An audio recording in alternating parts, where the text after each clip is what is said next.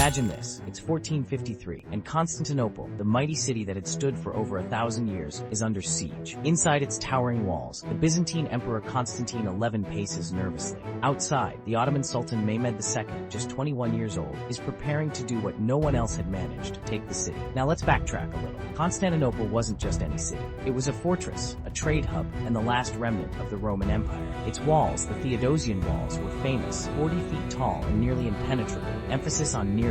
Enter Mehmed II, also known as Mehmed the Conqueror. He wasn't messing around. With an army of about 80,000 to 100,000 men, he brought something new to the party: cannons. Not just any cannons, massive, ground-shaking ones designed by a Hungarian engineer named Orban. One of them, nicknamed the Basilica, was so big it reportedly took 60 oxen and 400 men to move. It could launch a stone ball weighing over 600 kilograms. This wasn't just war, this was medieval shock and awe. The siege began in early April 1453. Day and night, Mehmed's cannons pounded the walls of Constantinople, but those walls were no ordinary walls. They held. For weeks, the Byzantines, vastly outnumbered with only about 7,000 defenders, managed to patch up the damage each night. It was like trying to keep a sinking ship afloat with duct tape and a prayer. But Mehmed had more tricks up his sleeve. When the Byzantines set a giant chain across the Golden Horn to block his ships, he pulled a move that would make even modern strategists jealous. He had his men drag their ships over land on greased logs to bypass the chain.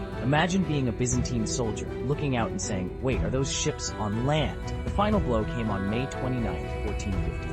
Mehmed launched a massive assault from all sides. Wave after wave of Ottoman soldiers charged the city, and finally, a small, neglected section of the wall gave way. Legend has it, the final moments of the battle were pure chaos. Soldiers pouring in, churches ringing bells in desperation, and Constantine II disappearing into the fray, never to be seen again. By sunrise, it was over. Mehmed entered the city and famously went to the Hagia Sophia, the grand cathedral of the city, which was quickly converted into a mosque. And just like that, 1,000 years of Byzantine history ended, and the Ottoman Empire took center stage. Constantinople became Istanbul, the jewel of a new empire. The lesson? Even the strongest walls can fall if the right cannon and determination comes along.